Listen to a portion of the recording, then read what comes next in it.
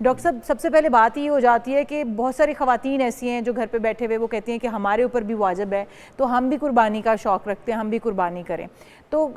کیا آپ کے پاس ہونا چاہیے، کن کن حالات میں آپ کے اوپر واجب ہو جاتی ہے؟ کہ آپ کے پاس کوئی بہت پراپرٹیاں، زیور، جویلری، خواتین نے کافی کچھ رکھا ہوتا ہے، سنبھالا ہوتا ہے، تو اس کے اوپر واجب ہوتی ہے، یا جو صرف کمانے والا ہیڈ آف فیملی ہے، مرد ہے جو باہر نکل رہا ہے کما رہا ہے، اس کے اوپر واجب ہے؟ پہلے اس کے اوپر آ جاتے ہیں اور پھر اس کے اوپر کہ جن کے اوپر قرض ہے کیا ان کے اوپر بھی واجب ہے؟ بسم اللہ الرحمن الرحیم، بہت بہت شکریہ آپ کا، بہت ہی اہم کوشچن ہے کیونکہ ظاہر ہے آپ کی قربانی کے دن چل رہے ہیں، تو انہی دنوں کے اندر جو ہے ہمیں یہ انالیسس کرنا چاہیے۔ بعض اوقات یہ ہوتا ہے کہ گھر کے اندر لوگوں کے اوپر دو دو چار چار لوگوں کے اوپر قربانی واجب ہو رہی ہوتی ہے لیکن اس کا علم نہیں ہوتا ان کو، تو قربانی کی وجوب کے لیے جو شرائط ہیں، پہلی چیز تو یہ ہے کہ اس کو ذہن میں رکھ لیں کہ قربانی کوئی ایونٹ نہیں ہے، صرف ایک کوئی سیلیبریشن یا کوئی فیسٹیول نہیں ہے، بلکہ یہ عبادت ہے،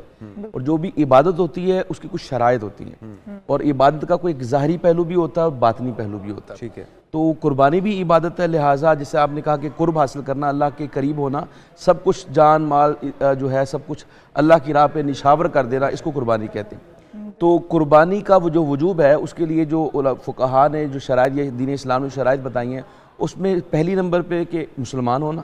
یعنی کافر کے اوپر قربانی نہیں ہے۔ مسلمان کے بعد عاقل اور بالغ ہونا، یعنی عاقل بھی ہو، یعنی اس کو کوئی انسینٹی نہ ہو، یعنی بالکل ہوش و حواس میں ہو، اور پھر وہ بالغ ہو۔ بالغ سے مراد کتنی عمر؟ کیونکہ یہاں پہ تو 18 سال ہے، ویسے شرعی طور پہ جب انسان بالغ ہوتا ہے، جب اس کے پیوبرٹی 12 سال کے بعد، جو 12-13 سال 14 سال جو بھی بنتا ہے اس کے بعد وہ بالغ ہو جاتا ہے۔ ابھی وہ جیسے مسئلہ پڑا ہوا ہے شادی کے حوالے سے، تو جب بلوغت آ جاتی ہے تو اٹ مینس کہ وہ بالغ جب ہو گیا تو اس کے اوپر قربانی واجب ہو سکتی ہے۔ آگے یہ ہے کہ اس کا صاحب مال ہونا، یہ بڑا امپورٹنٹ ہے، اور اس کے ساتھ ساتھ اس کا مسافر ہونا، اس کا مقیم ہونا، کیونکہ مسافر کے اوپر جو ہے وہ قربانی واجب نہیں ہے۔ اسی لیے آپ دیکھتے ہیں کہ جو حجاج کرام جو جاتے ہیں وہ قربانی نہیں کرتے، جو وہ جانور کر رہے ہوتے ہیں وہ دم دے رہے ہوتے ہیں، یعنی احرام کے اندر اگر کوئی غلط ہے، کوئی مسٹیک ہو گئی ہے تو اللہ تعالیٰ اس کو جو ہے اس سے صرف نظر فرمائے۔ اس لیے ہم جو ہے وہ حجاج کرام جو ہیں وہ قربانی کا جانور جو ہے وہ ذبح کرتے ہیں، وہ قربانی نہیں ہوتی، وہ دم ہوتا ہے، کیونکہ حجاج کرام مسافر ہوتے ہیں، وہ قربانی نہیں کرتے،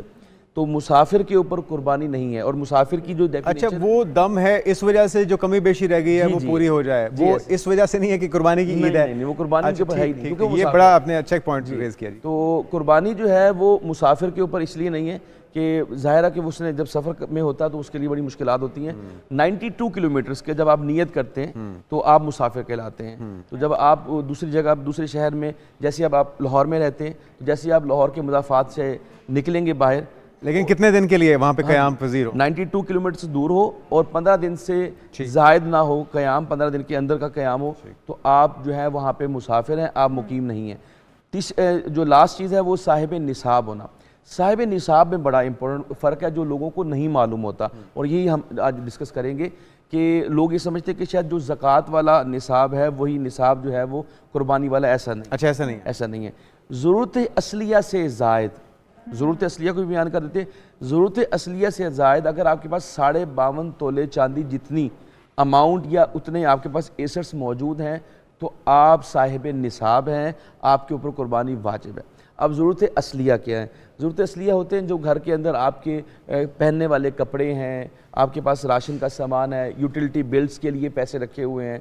وہ سارا جو یعنی آپ کے کھانے پینے کا جو اہتمام ہے وہ ساری چیزیں جو ہیں وہ آپ کے ضرورت اصلیہ میں آتی ہیں، گھر ضرورت اصلیہ میں آتا ہے۔ اس سے زائد مثال کے طور پہ ایک شخص نے مکان کرائے پہ دیا ہوا،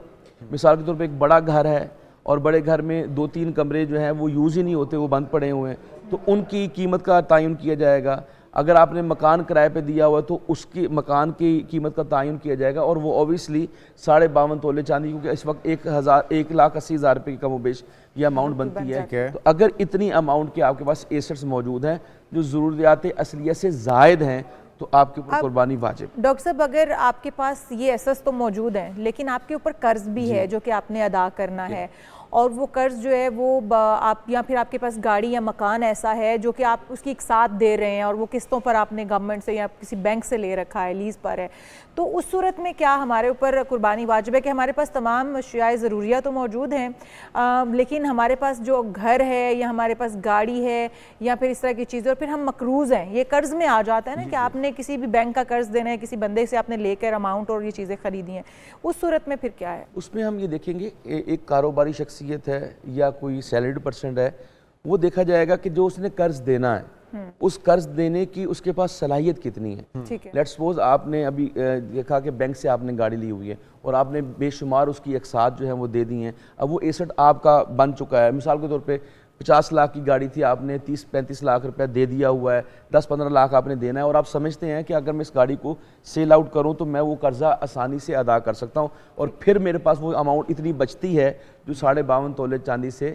زائد ہے, تو آپ قربانی کریں گے. ٹھیک ہے. اچھا, اس میں ایک اور اہم بات وہ بڑی امپورٹنٹ ہے, کیونکہ آج کل ریاکاری اور دیکھا دیکھی بہت زیادہ ہے, تو اس میں جو امپورٹنٹ بات وہ یہ ہے کہ جس شخص کے اوپر قربانی واجب نہیں ہے اور وہ قربانی کا جانور خرید لیتا ہے, اچھا, اور لیٹ سپوز کہ خدا نہ خواستہ وہ جانور اللہ کو پیارا ہو جاتا ہے, وہ مر جاتا ہے قربانی سے عید سے پہلے, تو اب وہ چاہے قرضہ اٹھائے وہ اس سال قربانی ضرور کرے گا. اچھا, اگر اس کا جانور ویسے ضائع ہو گیا ہے اور اس کے اوپر قربانی واجب نہیں تھی اور اس نے جو ہے وہ ایک شوق کے طور پہ اپنے اوپر قربانی کو خود واجب کر دی, قربانی تو کرنی پڑے گی جرمانے کی صورت میں. اچھا, تھوڑا سا اس کے ہم ڈیٹیلز میں آ جاتے ہیں. ایک تو یہ کہ بے عیب جانور کے بارے میں کہا جاتا ہے, کون کون سے عیب گنے جاتے ہیں ان کے ہوتے ہوئے قربانی کا جانور جو ہے اس کی قربانی جائز نہیں ہوگی. اور دوسرا فیمیل جو جانور ہیں, جس طرح ہم بکرا سنتے ہیں, دمبا سنتے ہیں, اونٹ سنتے ہیں, یا جتنے بھی میل جانور ہیں وہ تو ہم سنتے ہی ہیں, کیا فیمیل جس طرح بکری ہے, اونٹنی ہے یا بھینس ہے, اس کی قربانی بھی ہوتی ہے؟ تو اس کے مسئلے بہت امپورٹنٹ کوشچن کیا. پہلے جو آپ نے کوشچن کیا ہے وہ یہ ہے کہ جیسے میں نے آپ کو پہلے بتایا قربانی عبادت ہے, تو اس کا ظاہری پہلو بھی دیکھا جاتا ہے, باطنی پہلو بھی دیکھا جاتا ہے. تو جو ظاہری پہلو ہے اس کا بے عیب ہونا ضروری ہے. بے عیب ہونے سے مراد یہ ہے کہ وہ صحت مند ہو, توانا ہو, فربا ہو, لاغر نہ ہو, کانا نہ ہو, یا ایک بنائی کا مسئلہ نہ ہو, اس کی سماعت کا مسئلہ نہ ہو, یہ ساری چیزیں ہیں. یعنی بہرا, گونگا, یعنی اس طرح کی زبان نہ اس کی کٹی ہوئی ہو. اسی طرح جو ہے اگر کان ہے اور کان 1/3 سے زیادہ کٹا ہوا ہے, 1/3 سے زیادہ, اچھا, تو پھر اس کی قربانی جائز. اسی طرح سینگ ہے, سینگ بھی اگر 1/3 سے زیادہ کٹا ہوا تو اس کی قربانی جائز نہیں ہے. اس میں بھی میں نے ابھی ایک جگہ بھی پروگرام کیا, منڈی میں جا کے پروگرام کیا تھا, اس میں یہ ہے کہ خوبصورتی کو مد نظر رکھتے ہوئے لوگ جو ہیں بیپاری جو ہیں وہ سینگ کاٹ دیتے ہیں.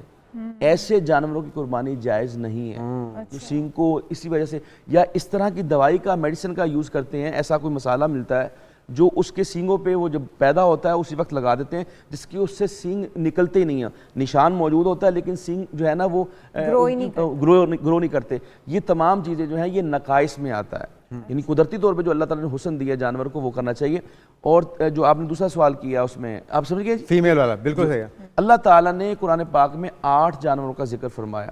اور جو 8 جانوروں کو اللہ تعالیٰ نے جمع فرمایا اس میں امپورٹنٹ بات یہ ہے کہ اللہ نے ذکر ہی فیمیل کا کیا ہے. اچھا, فیمیل کا کیا ہے, اور ساتھ میں اس کے ساتھ اس کا جوڑے کا ذکر کر دیا ہے. ٹھیک ہے, اس نئین کہہ کے نا جوڑا بنا دیا. یعنی بکرا ہے, بکری ہے تو اس کا جوڑا,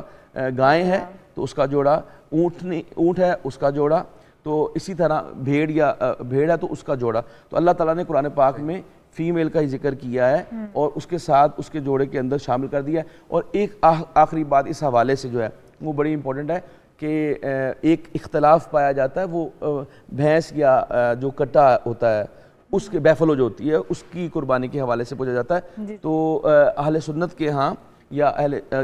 تمام مسالک کے ہاں تقریباً, یعنی ایک ہمارا اسکول آف تھاٹ ہے اہل حدیث, اس اسکول آف تھاٹ کے اندر بھی 2 رائے ہیں. ایک رائے میں جو ہے وہ اس کی قربانی جائز نہیں ہے بقایا, دوسرا ایک اسکول آف تھاٹ اہل حدیثوں کا ایک سیکٹ جو ہے وہ کہتا ہے کہ یہ جائز ہے. اہل سنت کے ہاں کٹے کی قربانی ہو یا بھینس کی قربانی ہو وہ بھی جائز ہے, کیونکہ وہ بھی گائے کے حکم میں.